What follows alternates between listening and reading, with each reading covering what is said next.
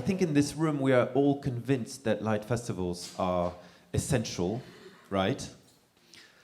But, and you've also said that in your speech this morning, I've had this question, and we've all had this question. Are light festivals still something we can afford, really? This question relates not only to, of course, the budget for light art, and all the associated costs, of course, of presenting this, and that may be seen by some as a lot, as excessive, including, of course, the cost of energy, which we hear is very small. That might also send us a wrong symbol at a time when we're asking people, to lower temperatures in their homes, etc. Or the environmental cost of developing, producing, traveling the works.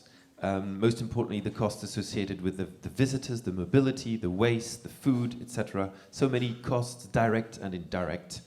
Can we still afford to have light festivals today?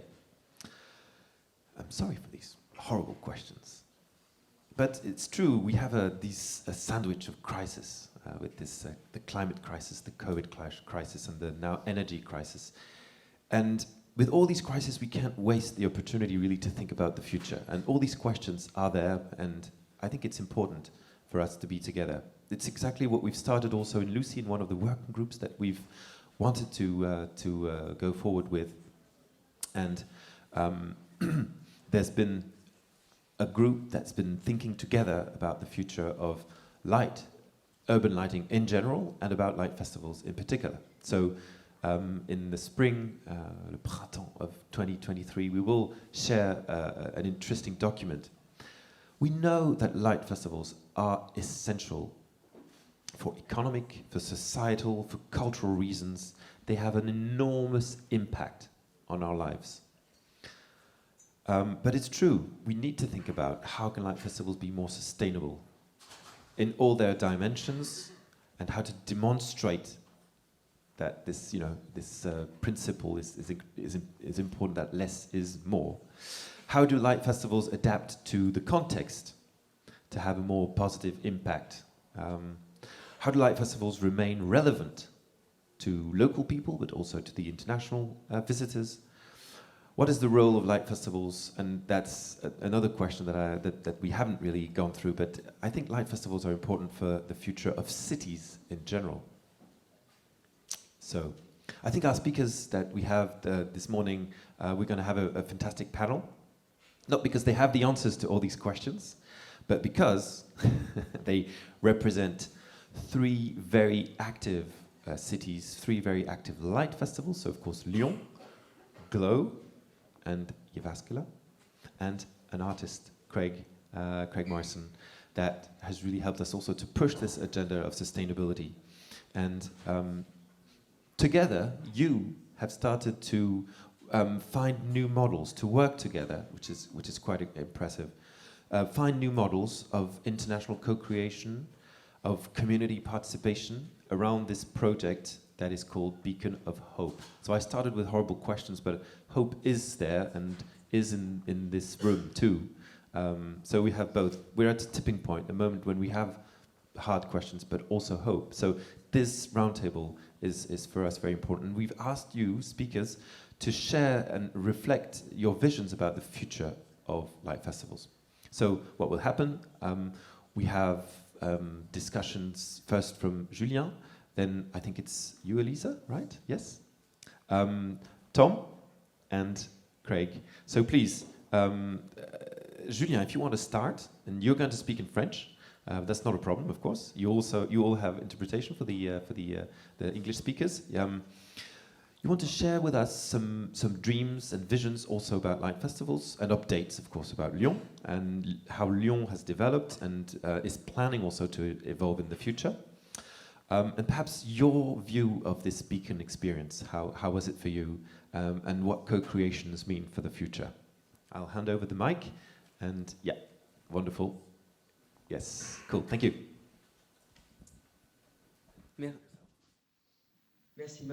Thank you, Mark. I'm going to speak in French because I've got quite an accent when I speak English, so I'm not going to hurt your ears speaking English, so I prefer speaking in French. I'm director for events in Lyon, and in particular I focus on the Light Festival. Thank you all for coming here, and thank you for seeing our festival beyond the conferences we organize with LUCI. The question of the future of the Lyon Light Festival. I'm going to focus more on the Light Festival, even though I'm involved in a lot of other light festivals. But I'm going to focus on Lyon. The question is, what are we currently doing as far as the Lyon Light Festival is concerned? What is our mindset? Well, the Light Festival you probably saw. I'm not going to detail it. We've got about 30 art installations, many different sizes. We've got big installations, small installations. We've got videos, light objects here. We've got a great variety in terms of projects here. They mainly in the city centre, even though we are trying to break away from the city centre. It's an event that has a past history here, the Light Festival. It's not an event that was, well, it was created from scratch, but it has a strong grassroots in Lyon. Without the 8th of December in Lyon, we never would have gone for a Light Festival, or at least, well, we probably would have done it, but not in 1999. But it was to show, and that's the goal we've got with our team who's present here, is to show the state of light in the world to the people from Lyon, what we can do in terms of light and video here. But the Light Festival is a political act here, which started a long time ago. The Light Festival was born in 1999 because there was a light plan in place for the city lighting. We want to show how light could change in the city, and unfortunately we know, or that light, sustainable light, the professionals immediately can see the difference here. The general public perceives a difference in terms of quality. But if you question the people the next day in terms of what do they think about the light in such a street or whatever, the lighting in such a street, they don't perceive it. They feel it, but they find it difficult to remember or to express their opinion. Initially was a kind of political marketing regarding this light festival. It was there to serve a political marketing goal here. And now it's more a focus on communication to show our values, but it still is a political object.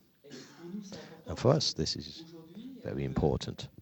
Today, the idea is no longer to be in a competition between cities and to have political marketing to say that Lyon is the best city in the world. No, the idea is to say that Lyon is a city that's alive and kicking, and it's authentic here. This sentence that's actually driven in the political project of the politicians is there.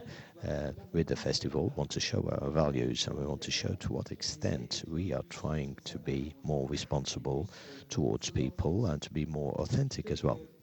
Which means that obviously today we're talking a lot about energy sobriety. That's how we've coined the notion here in France here. But don't forget, and this is really what we're sharing with the executive team.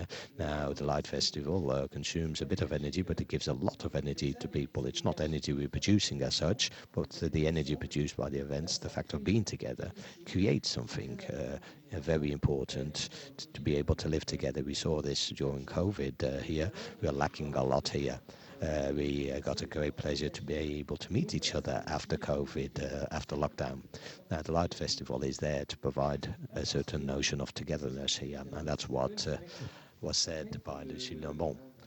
A festival is a means to manufacture individual emotions, but also collective souvenirs, and that's very important for all of us as human beings. It's to be able to leave at different levels. It doesn't really matter if be you a child or adults, and with stars in your eyes here, to leave with memories that build us. constructors here, and that's a goal that's crucial for a festival here. Once again, we put in the human beings at the core of things, at the center of things, even though we are just a light festival. And despite that, and let's face it, we can't hide ourselves behind these facts. A light festival, any event, obviously means using a lot of resources here. We know, and we're very happy to host and welcome a lot of people, but we know what we are producing, and the fact that people are moving, are traveling, it requires energy. If from an ecological point of view, you would say, let's not do anything anymore. But once again, that is not the goal, because the goal is clearly to give priority to human beings and to show from an artistic point of view what we are capable of doing, or what our artists are capable of doing. Sorry, because a festival, it's the artists who are offering installations, projections and projects, and without the artist we wouldn't exist.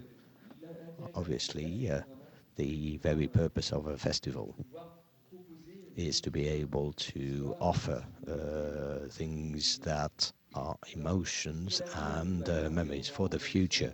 We engaged, as far as the future is concerned, we engaged within the Light Festival here in Lyon. We are at the beginning of our process to receive an ISO certification, which will enable us to consider how we're going to improve things in terms of our carbon footprint here, waste management, ecological transition in general.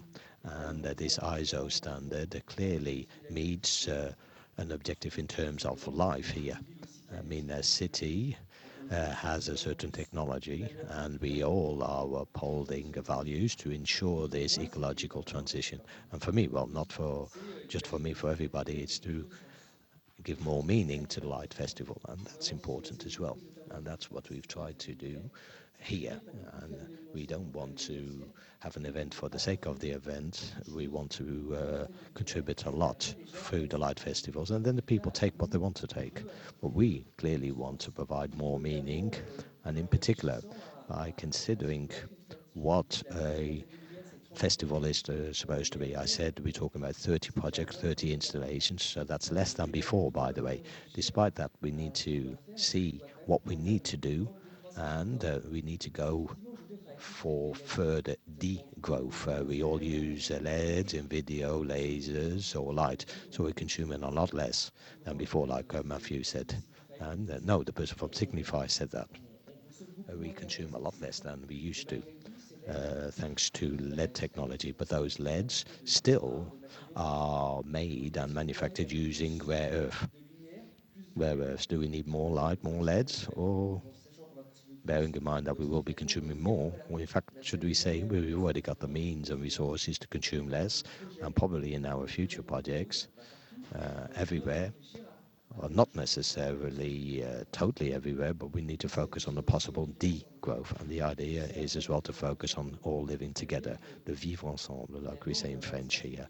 We're in a public space here, and we should not forget about that. Even though we are a festival, sometimes we see squares and heritage buildings as spaces of expression for the artist. But in fact, we're in a public space here, where there's a social exchange here, and that's very important to bear in mind considering our projects here. Now, I won't detail things too much because I'll let my colleagues talk about this, but that's something which we clearly need to bear in mind. And then gradually, the Light Festival in Lyon, but other festivals as well, we are year after year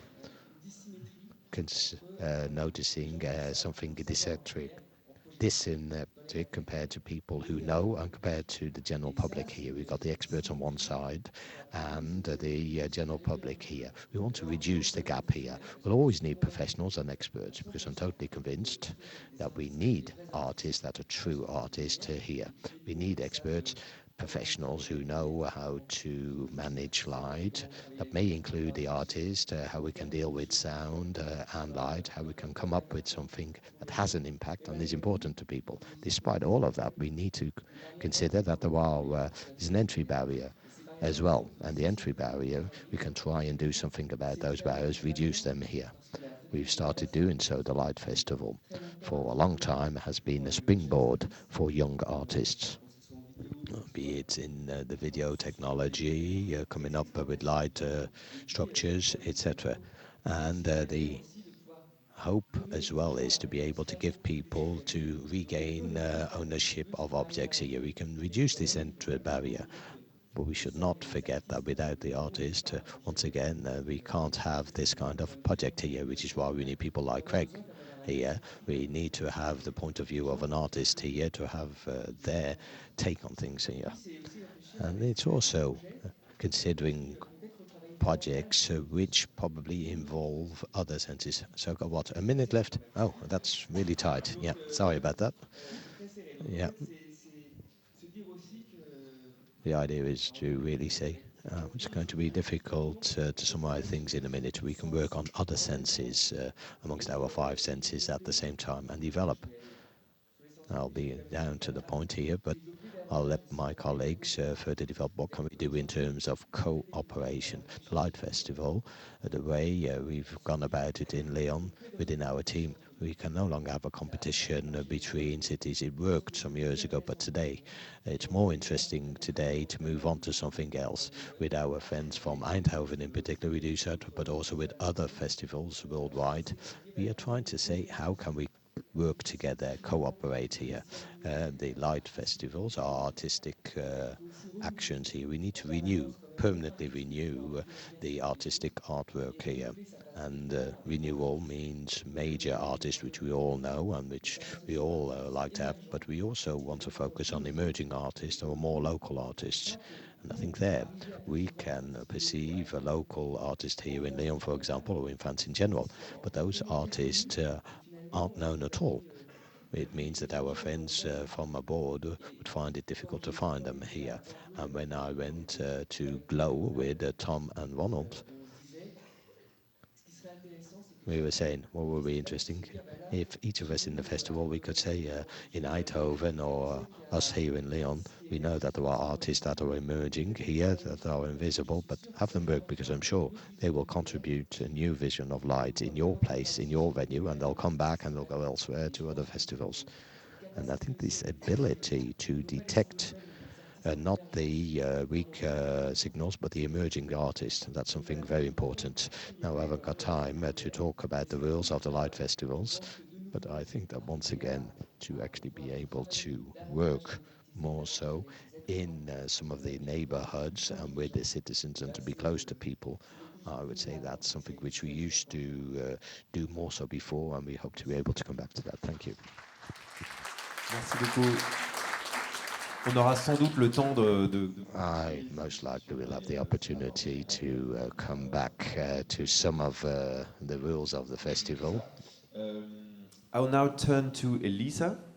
Thank you very much, Julien, for this clear... I have a few notes. I hope I can put it in the conclusion. We'll see. Elisa, I'm turning to you now. You're the City of Light coordinator for the City of Jyväskylä, and you also work a lot on this light festival, which is the City of Light Festival. So, same question really. I wanted to ask you also, what were your visions and dreams, not only for your own light festival, but collectively and perhaps updates of the festival, but also this cooperation and how it was designed and how what it means for the future of light festivals. So I know you have some slides. So if you do want to go to the lectern, you can. We can, if there's a clicker available, just on the lectern. Yep. If you go there, and it's beautiful. Thank you. Yeah. Yeah. Great. Hello again. So, since I think not all of you know our city, probably, we can't assume you know our small city of Jyväskylä, I'm going to introduce quickly what is the City of Light project. Because we do, in daily basis, we do so much more than just the Light Festival. The City of Light project has been ongoing for almost 25 years now, and it's mainly about urban lighting. What we do in Jyväskylä, we try to develop new things, find new ways, make test areas, talk about good lighting in general. And Light Festival has always been a good platform for that, like we discussed yesterday in working group and in many situations that Light Festivals are a great place to bring up issues more than just light art. We have a lot of permanent illuminations, which is also something we want to encourage people to go outside and see, and they get used to seeing beautiful illuminations like bridges and facades and public art that are always there. It's also a nice thing to show visitors. It's kind of celebrating the dark image of the city. We have a lot of architecture, for example. This is also a good time to remind you that LUCI AGM is going to happen in Jyväskylä in March, and you are all invited. Registration is open, so please. So just a few examples of what it means to have these permanent illuminations. We have few famous bridges that are like the postcard image of the Jyväskylä. It's kind of nice to be the city that is taking advantage of the dark, because everybody in Finland is saying all the cities are beautiful in summer. It's so nice, sunny, and a lot of nature, and a lot of greenery. But when the darkness comes, we want to show that we can be very beautiful and appealing also during the dark. You can see the skiing route, very simple, very small thing, but it's nice for kids and families to go there and ski with the special lighting. Ski jump, some facades, some of these are my own designs. But the Light Festival and the background, it's quite a long history, but we started with architectural lighting. We wanted to showcase the results from workshops, to show people and decision makers that this is what you can do with light in urban environment. So that is kind of the history. And then when the message went through, and it became normal to make beautiful illumination, and we had the master plan and things, then the Light Festival changed more into this new way, new combination of performances, a lot of fun things, a lot of light art, anything you can imagine happening in 10 days.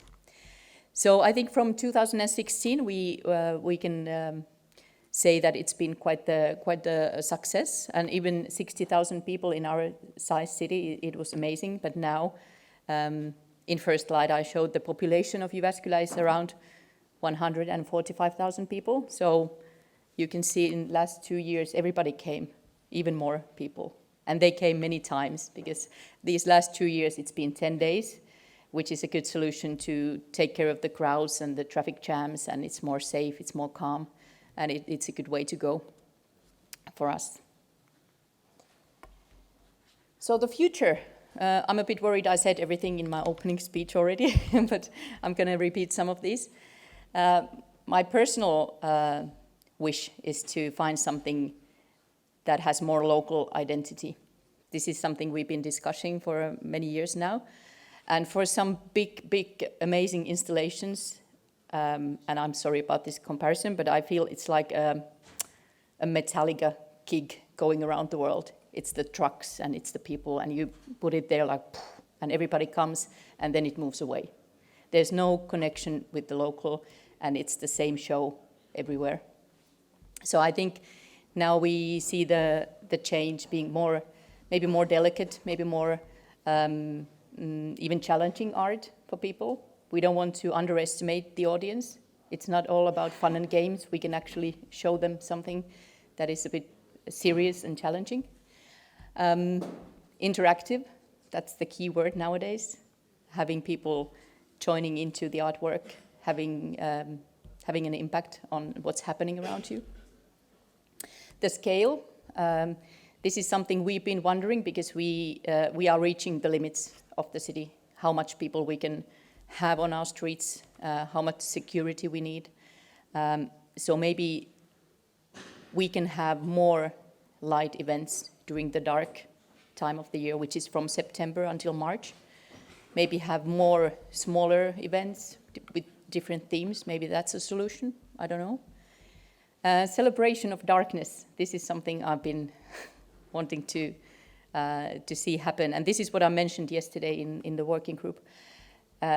Maybe to add this piece of theme to every light festival would be the Festival of Darkness. And you can all think about what that would mean. Maybe we can show a street without street lighting. People can go there, see how it feels. Maybe we can show them stars outside the city. Maybe we can show them completely dark rooms where your senses sort of feel different. So teach people about darkness, because when we talk about light, we need to talk about darkness. These are my own ambitions. And also something to reflect back to Jaap.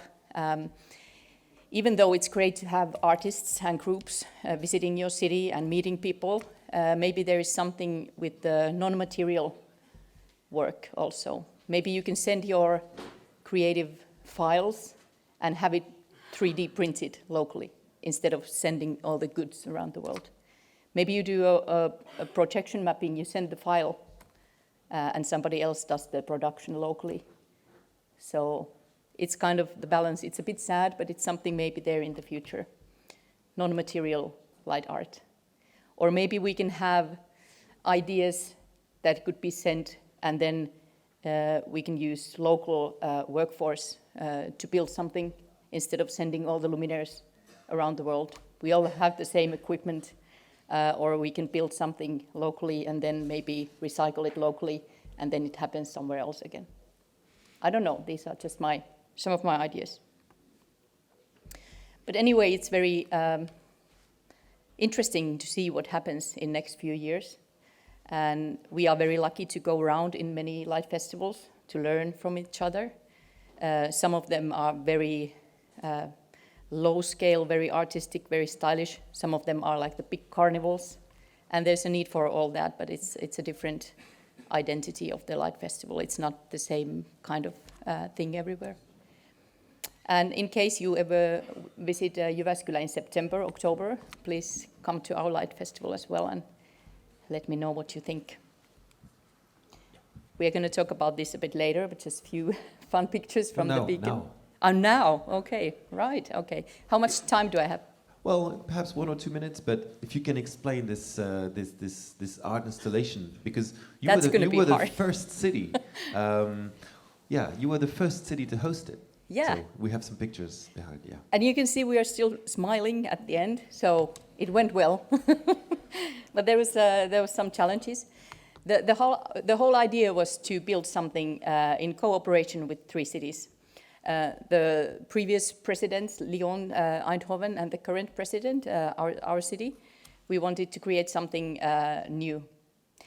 At the moment, we have a lot of installations that are touring in different cities. That's not new, but this was kind of thing we wanted to create with Craig, the artist, and then add local element, add local people, add something different to the installation, maybe make it a bit different in each city. Even though it's the same thing, it has a very different vibe in all of the cities. We were the first, so we were facing the the childbirth issues, like all the struggle with the time tables, and transportation was late. The installation, all the woodwork were there maybe 2 hours before the audience came to do the dancing. So there was nothing, there was empty space. And even though now I'm giving instructions to the dancers, that was the local part. They came to do the weaving part with the dancing and thing. That was nice. Even now you can see on the background, I think it's Craig or Ant, still building the dome. So it was interesting, very interesting. But we made it happen. We had a beautiful day, and people were so happy to join into the artwork. And actually, you can see this from social media afterwards, people saying, yeah, I made that, I was part of that. And they're very happy and proud. And the participation part was quite small, but it had a big impact in our size city. And the end result was beautiful. It was very liked. And then it went to GLOW, and we will hear what happened next. And today we will see it here in Lyon. So this was a good experience.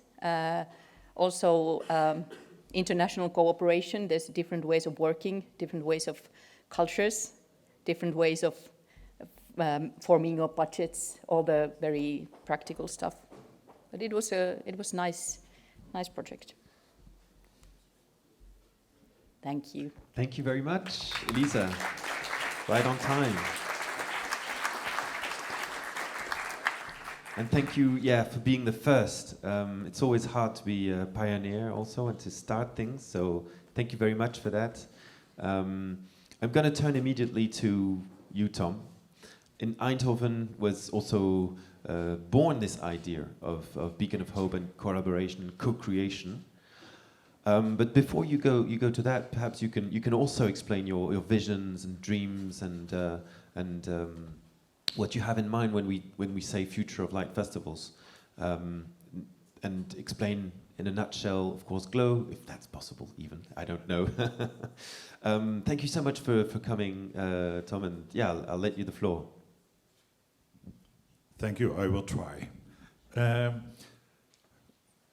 First, I can be very simple. The future, the dream, the past, the present is for us is fun. Just fun and joy together. In a special time of the year, you are not so long outside. You want to be outside together with hundreds of thousands of people. That's great. And that still is also for the future. That should be the fun, because we deserve this fun. And of course, there are a lot of challenges about that to do. We are also doing that for several years. After 17 years of the festival is going on now, the last years we already were busy with sustainability, simple and practical solutions about problems. First of all, to decrease the costs, but finally also about all the challenges we have, and now energy comes to it. So we thought, that's okay, we're gonna do this challenge. And it fits to the message we want to have as GLOW, that we like to have the starting point in our festival of new ideas, of new techniques or new creative ideas, whatever, and that spread all over the world. That would be nice. We try to succeed in that, but the audience will give their opinion about that. But it's a question we ask to students, to little children, to professional artists.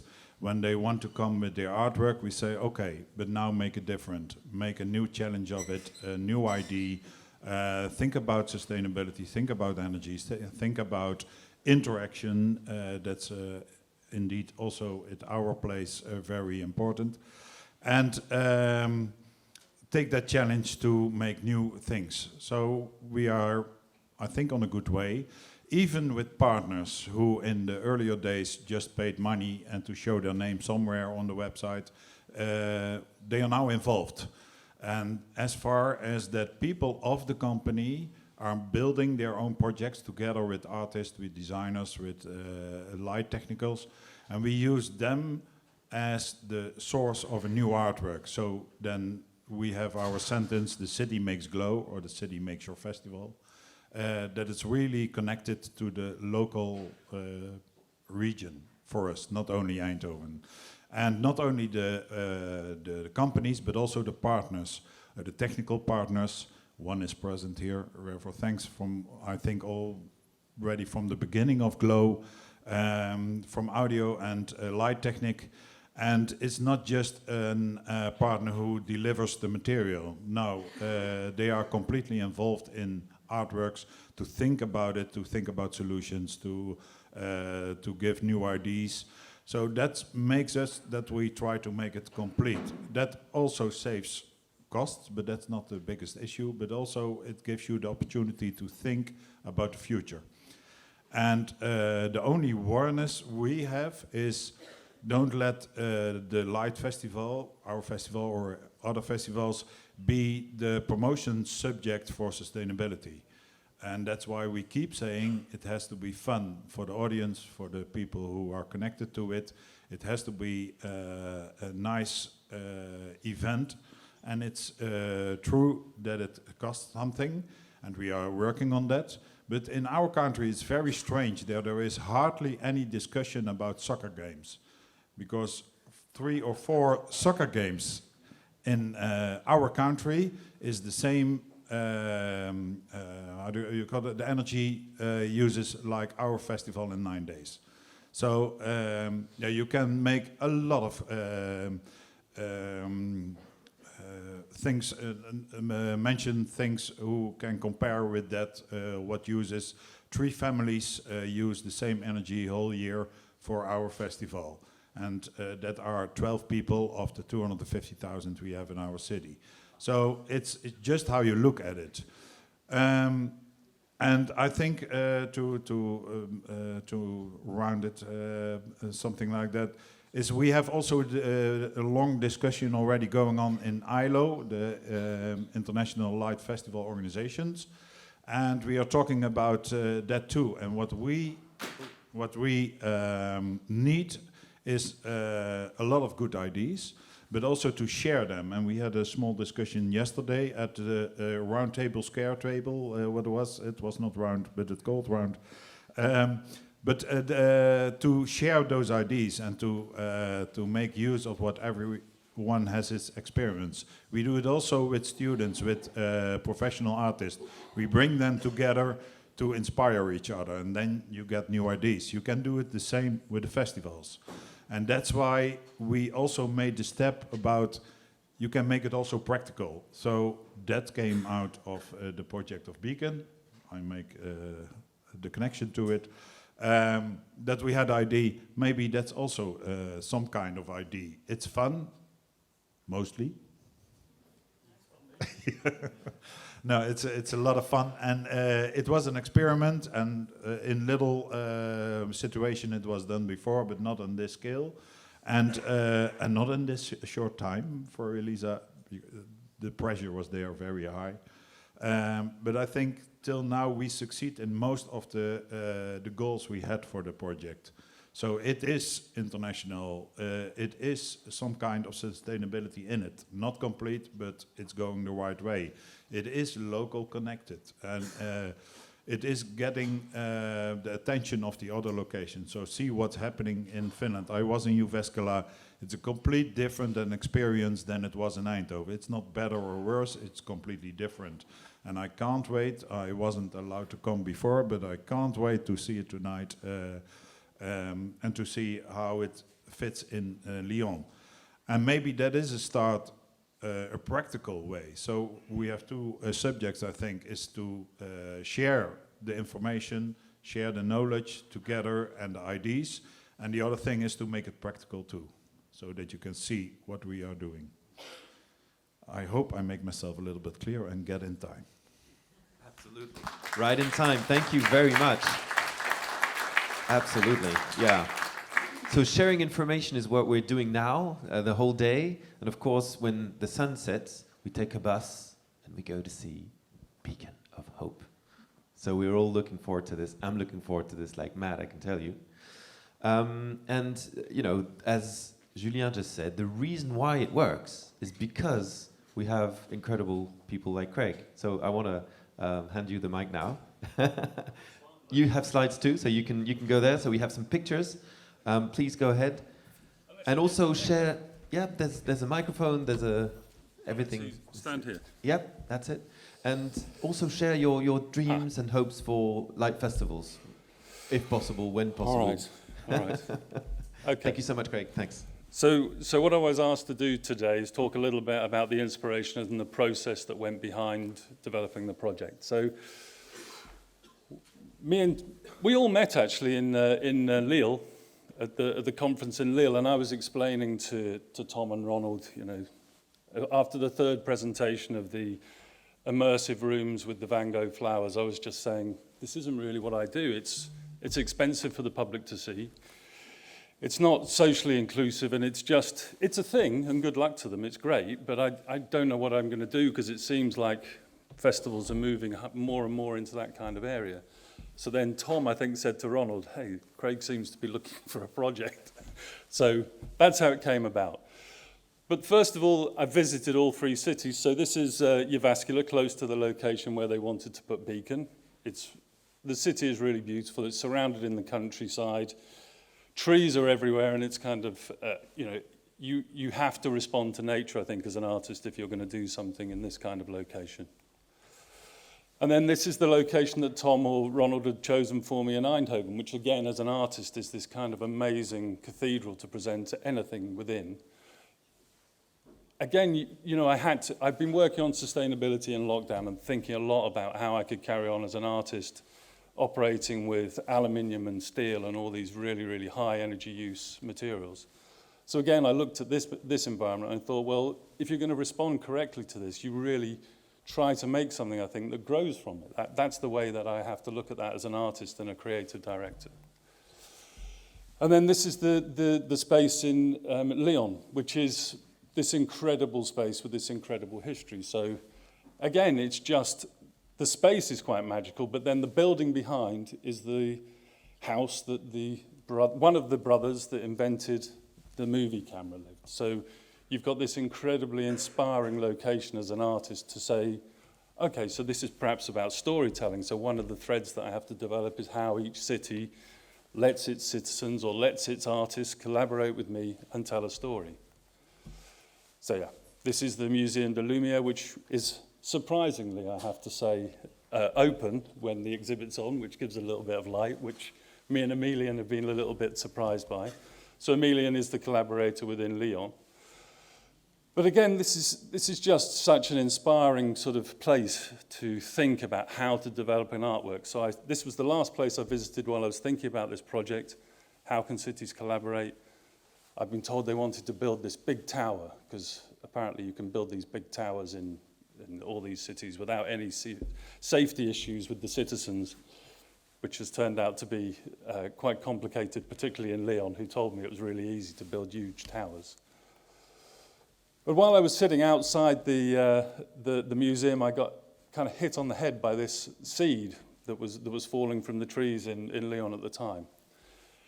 I just thought it was a really amazing object. We don't have this plant in the UK, and I thought, what about building something like a dome, and then you can stick anything that you want to on it, so when I collaborate with artists in other cities, they can perhaps, you know, build structures, or they could have tiles that go onto it, or we could have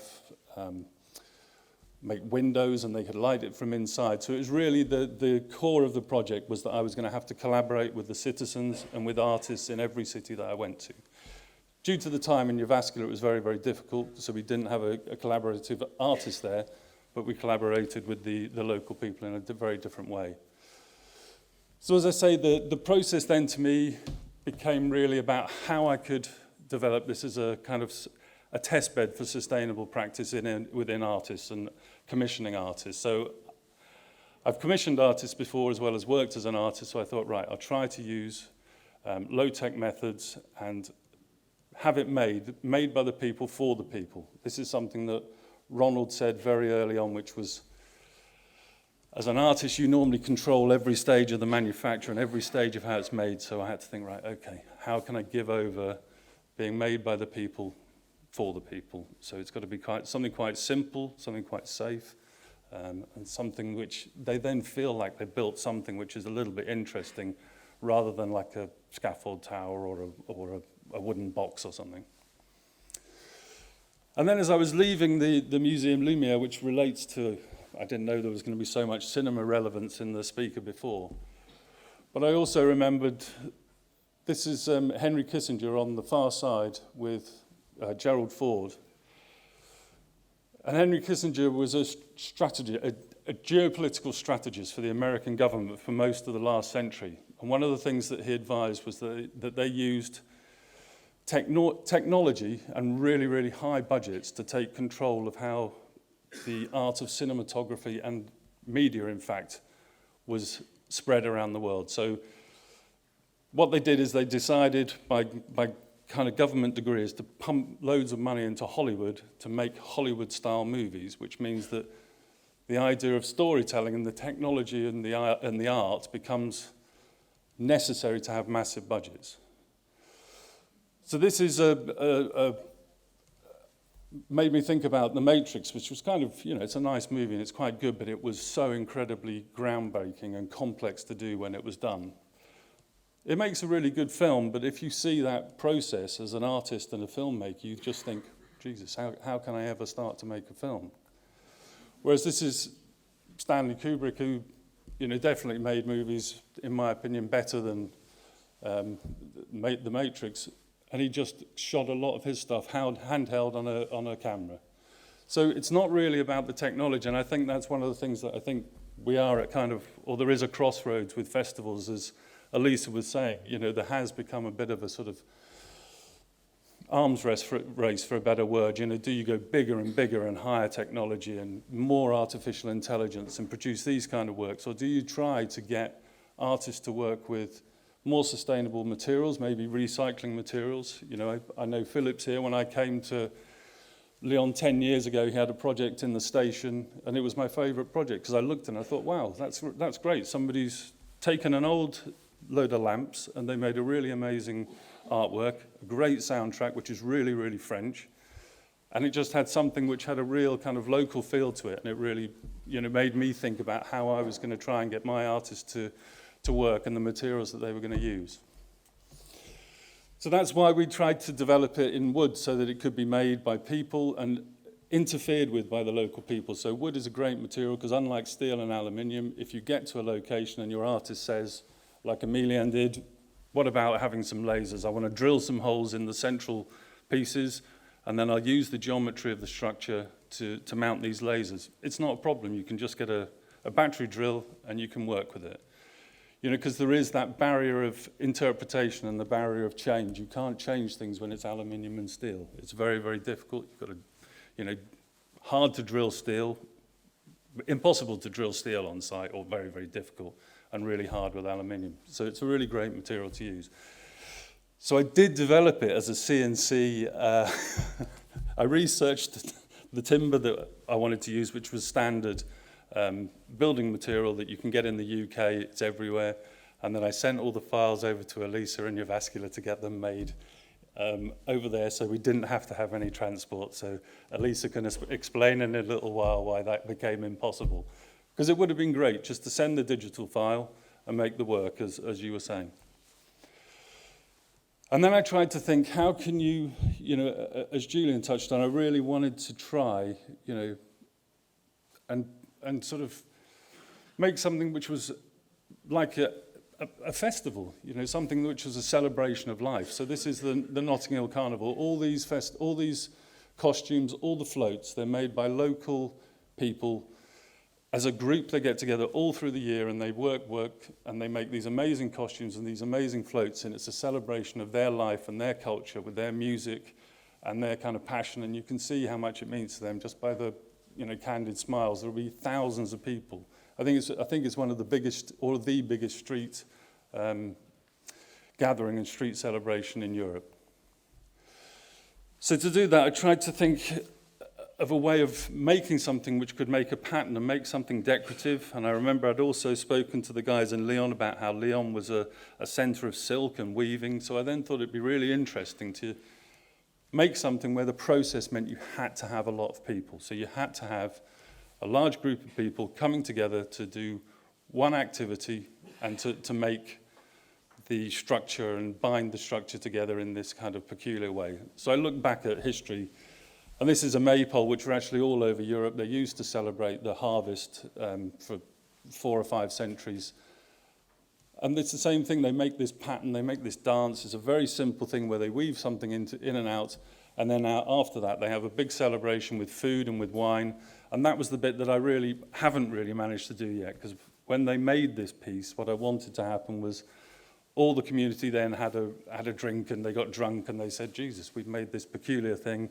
Let's have some food, let's drink, and celebrate. So people that didn't know each other or had a break from socializing with each other came together. Okay, so these are the guys in Lyon that are making the project, which these are just local people from the MGC. They actually built this because it's a very, very simple thing to build. This is my team in Eindhoven. Ilse and Luna, one of those two, said to my assistant, now they were thinking of doing kind of event planning and event design as a result of doing this, because they found it really, really interesting and enjoyable. And then these are the designers that we worked in. So they brought the UV string, and then that then travels on to Lyon. So it's like a game of pass the parcel, where each city adds something and then gives it to the next city. So GLOW gave these pieces, and then Lyon are going to give the lasers to the project, and it moves forward. And then in Eindhoven, there were these workshops at MGC with the local people, and the young migrants that worked on the project came in and helped us build these pods that you'll see tonight that people can participate and make. That's the workshops again. That's Tom all of a sudden becoming a coordinator in GLOW. So quite tricky, but this is at the end of the dance where they weave this top pattern to bind the structure together. And that's it, the lighting design. The artists in GLOW then developed the lighting plan. We didn't do it, I didn't do it. So it's a creative direction project as much as an artist project, where you give over control and you let other artists take part in the project.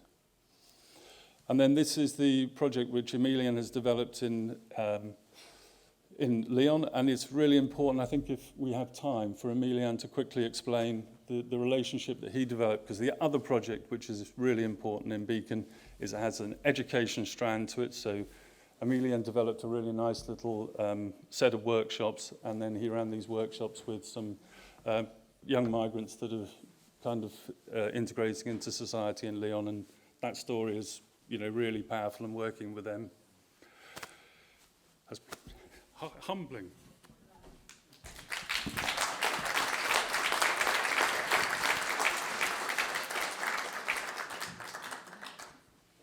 And directly, if I can invite Emilian to come on stage and explain also the process around his work. Is he around? Yeah. Oh, great. Super cool. Thank you so much. So Emilian is going to talk in French. So if you have your headsets ready. Je vais vous donner le micro. Bonjour, merci beaucoup de venir. Et donc voilà, quelques questions. Thank you for coming, and a few questions about the process. We mentioned it earlier on. I have a few ideas, but I really want people to realize what they're seeing tonight. So, hello everybody, I'm Emilien Guénat. I was involved in the Beacon project in Lyon. I was lucky enough to carry out collaborative workshops with young migrants from Guinea and Senegal. In particular, there were workshops which were extremely interesting and also emotionally. There were 6 workshops in all. For the first one, I explained about light in general, explaining my career for venue lighting right through to installation lighting. We had 3 technical days where we explained about the different materials, a more technical aspect. And on the 4th day, I said, right, from tomorrow, we're going to really work on lighting the beacon of hope. And I asked them to come with ideas, feelings and images that we could reflect in the artwork the next day. So I asked them the next day what they about their ideas, and one of them said, I don't have an idea, but I have a story. And he told me his tough story. No parents, he had to leave his country, across the Mediterranean. It took 3 days. Everybody being ill, seasick, and then waking up in hospital in Spain. So a really tough experience, but lots of hope at the same time. So we had all these different testimonials. One who spent 2 months in prison in Libya in horrendous conditions. And he said, well, you know, Emilien, I always kept hope, even when people were dying of hunger in my prison cell. And that was really, really tough, but hope remained. And I said, well, these stories you've told me are really full of emotion, and I think we need to transpose them into light. So we based it on their story, and at each point in their lives, they were capable of saying, no, well, at that point, I imagined the light like this, or I imagined the light like that. And or really images about crossing the sea at the dead of night, and lights which come and go. So we really worked on the light based on their testimonials.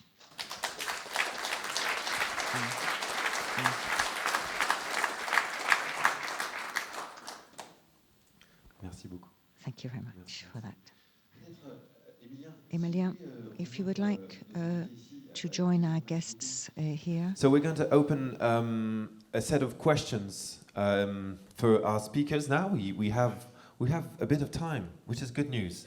We have something like 15 minutes. So if you do have any questions, go ahead. They're all yours, I would say. They've gone through some dreams, some visions. We've just had a very strong explanation of what you're going to see tonight. I'm sure you're bursting with questions, aren't you? Yes? Okay. And I always say that the first question is too difficult, so please, if anyone has the second question, you can go ahead. But they're all yours. We have a question. Yes. Hello. I was wondering if you are considering, or maybe you already do, have some permanent installations, like keeping some installations of the Light Festival in your city for a long time or forever. I was thinking about the example of Nantes and Le Voyage à Nantes, a festival that you may know, who is having this kind of mix between artistic and tourism program, and they have this festival, but not few days, but like few months during the summer, and all the time they produce and they keep some artworks in the city. So because we were talking about sustainability and everything. Okay, so Tom can answer first, and if anyone else wants to answer. Yeah, that's right. I forgot in my short story, but as a GLOW, we try to give every year, every edition, to give one project to the city back. So we install an installation or whatever and keep it. And also we just started, I think 5-6 years ago, to take the permanent projects also again in our route, so that people see what is there every day of the year, and especially one project will stay after that edition of GLOW. So that's some kind of sustainability, yes. And it makes the city richer. If that is an answer to your question.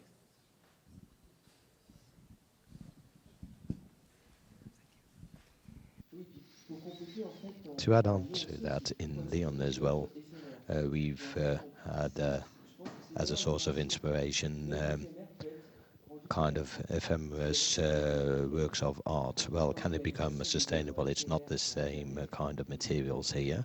When we're talking about these fleeting kind of works of art or pop-up works of art. However, it can be a source of inspiration. It can be a total reflection. We have a strong link between public lighting and with the Light Festival lighting. And very often within the light plan, there are sources of inspiration that come from previous installations that were created for the Light Festival. And then there's also an artist from the City of Lyon who works, Jérôme Delac, who works for the light department of the municipality. And he was involved in many projects. And then afterwards, they are there for several days, they may be exported. Then afterwards when he works, but that's at the request of the city as well, when he's working on other projects for the city, he will export his know-how in terms of light, evidential lighting things, to come up with something sustainable, where we don't move pop-up to sustainable because it never works. In our city, we use the Light Festival to introduce the new permanent illuminations that we have. Some of them have been quite artistic as well. They can be considered as public light art or just otherwise interesting or special illuminations. Back when it was more about the workshops, we used to implement some of them to be permanent, the workshop results. So that's kind of the case, but some of the installations that we now have for the festival are very technically temporary. So we only introduced the permanent urban lighting, so it's about the bigger picture in our urban lighting development.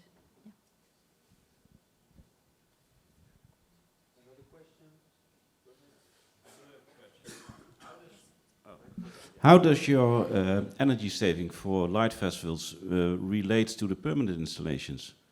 Is there enough political, how do you call it? Political draagvlak, I don't know, support for permanent installations? Because the discussion about temporary light festivals is there. Well, difficult question, but yeah, this is going to be a long story.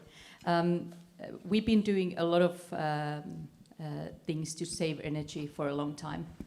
For example, in here we have Petri from Jyväskylä, who is from company C2 Smart Light. So that's our whole city lighting control system. So at the same time, when we are doing festivals and light art, we are doing a lot of savings in other places, like dimming down the lights, having more smart lighting systems. Just now we are changing LEDs more faster than we were planned to do because of the energy crisis. So we are speeding up, and there's a lot of support for that. And also the discussion about the light festival energy use. We actually made a calculation of how much the whole festival was costing, and that was a tiny amount of money. But like said before, it's something people see. They think it's a waste of energy, but it's such a small piece in the bottle. So, but yeah, we do a lot of work to save energy, and at the moment Jyväskylä is the most energy efficient city in Finland when it comes to whole urban lighting. So we kind of have the flexibility to do something special with our lighting. Shortly, in our city, it's strange that from the city itself, some political questions came about questions about energy, etc. But I think it was more inspired by the social system. And we mentioned that there were also permanent works, and there was no question about. So that is accepted, that is support, some strange way. That's the whole year it's going on. And but when you do some moment, then it's right in the picture. I don't know why, but it is. Hello, my name is Jesper Kongshaug. I'm from the Copenhagen Light Festival, and we are a group here. We have been doing some calculations about the energy consumption, and we found that each of our guests represent a power consumption of 13 watt. So it is a very low power consumption in our calculations compared to the amount of guests and the total energy consumption. Like you said, one football match. Actually, in our calculation, 3 electric cars in our. So the second part of our calculation was that the energy consumption that is being saved when people change their behavior to leave their home and go into the public space where we share the energy, there's a factor of 8 more energy savings in being together than spending energy individually. So this thinking has spread out, and we can see that because we are only temporary, we create this movement of energy from individual to collective use.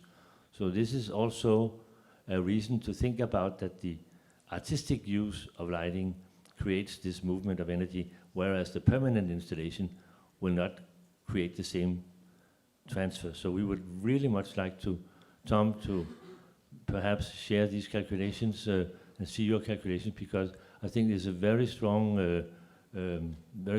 discussion that really gives our festival a positive feedback. Yeah, I totally agree, because we had earlier, as I mentioned by Ilo also, and with some festivals also, we had discussions before. We started also last year to make some funny thing about it and to ask people, when you leave the house to go to GLOW, look back and see if you can put one lamp extra off. So that kind of just like to compare it together to you, and that's nothing about just putting other lamps or make it LED, or it's some kind of behavior, and we think We were calculating when you go on and on and on, then it should be possible with a city to spend less energy during the festival than in the rest of the other weeks of the years. But that's all to do with behavior of the people. So we can help a little bit with that. Let's do. I agree totally, and we also encouraged people to come out of their house. You know, we have electric saunas in Finland, which are very, not very, yeah. So instead of going to your electric sauna, go outside, enjoy the light art. Also vacuuming, that's very bad. So instead of vacuuming and cleaning, go out.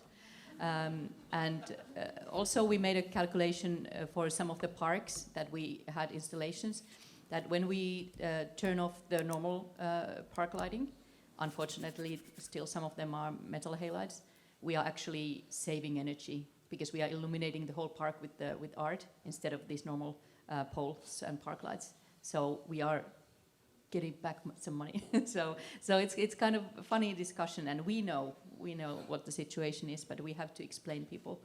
And there's always somebody who's against, like, okay, still, but do you still have to do this? Yeah, we do have to do this. Yep. Yeah, is it still on? Yeah, the big thing is most people are streaming their television now, which is incredibly high energy. So if you look at the audience at Lyon last night, if, I don't know, 1 in 8 of them were going to be streaming a movie, you'll actually be reducing the energy use of the area of Lyon by a massive amount. I mean, it's all perception, isn't it? It's a kind of, it's the way it's perceived. Just because it's a light, people think they can turn it off. It's just a bit of a bizarre thing. So that's where working together is really good, because like the guys in Copenhagen have a really fantastic little education clip which they are using to market their project, which explains their whole festival is 3 Tesla's charges. Who would object to something which attracts an audience of, you know, people all going for free, you know, the rich and the poor interacting, which doesn't happen at very many events. It's a socially positive thing, and the cost in terms of energy is really, really low.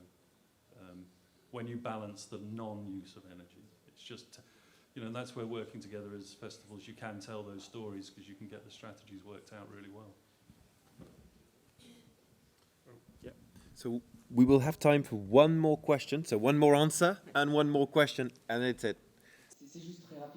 Very briefly, I fully agree with Craig. This is an approximation, but we say for one evening at the Place des Terreaux in Lyon, which is one of the major installations, it's the equivalent, it's an estimate of course, but it's equivalent of 700 television sets lit up for one evening. And obviously beyond everything it can give to people in terms of energy, we're talking about nothing here, because if you have all the people there, people won't be watching television. Yes. My name is Petri and I'm from the same city than Elisa, from Jyväskylä. Been in this sector working 18 years, and I have seen the history of light festivals, how it's been changed during these years. Probably seen too many light festivals so far, but anyhow. There's many common things in these festivals, but one thing which is also common, which is worrying me, is that those are quite often designed by middle-aged people for the middle-aged people. There's still big group of customers, and those are young ones which are used to use mobile phones, play games, they live in expanded reality. How you think about that one? How you see what we should do differently? How we would like to be more interactive, activate them? What we should do? What you have already doing?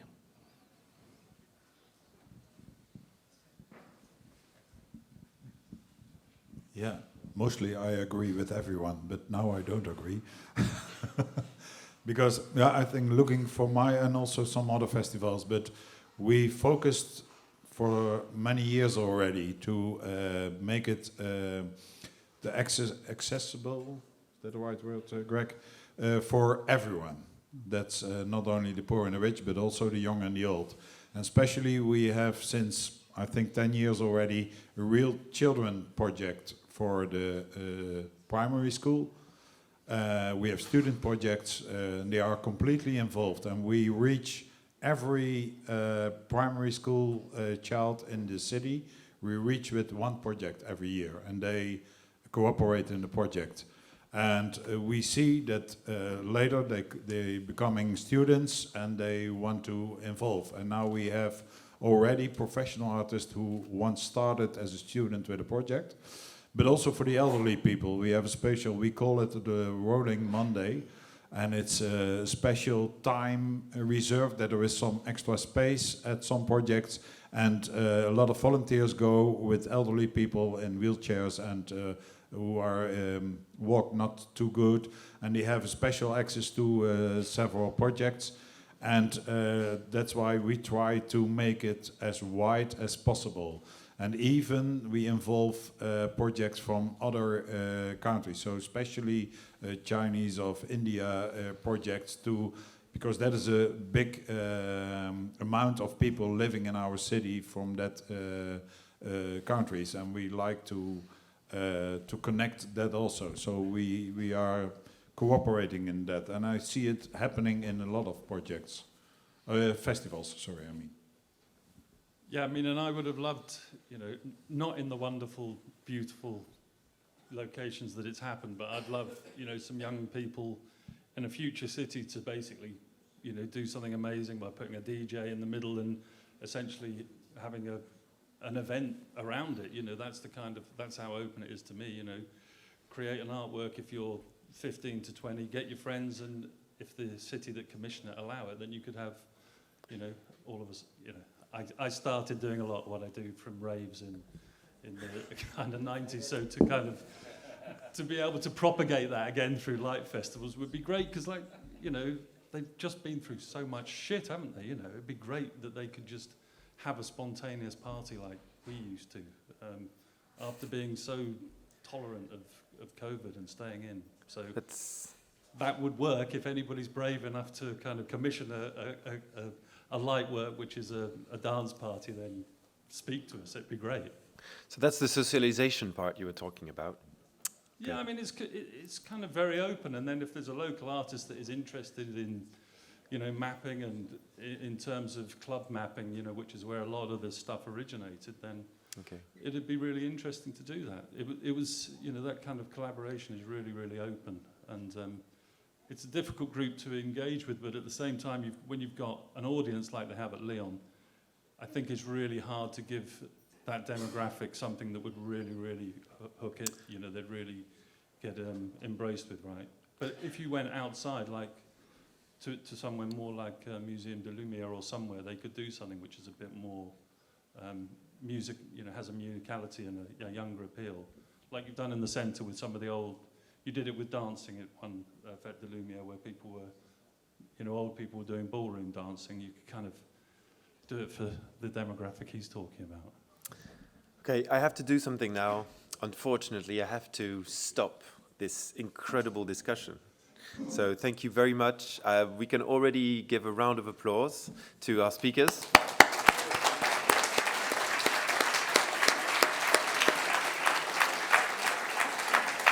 And so thank you very much. Now some lunch is planned. I just want to say that I have one sentence that I really remember from what you said, Julien, to the very beginning. And it's because Thierry was also saying we're talking too much about energy and energy crisis and the energy cost, etc. And I totally agree with you. But I think this also symbolizes the energy that we have of being together as a city and as a society. And I really love what you said at the very beginning. So thank you very much again. And enjoy lunch and being together. Thank you.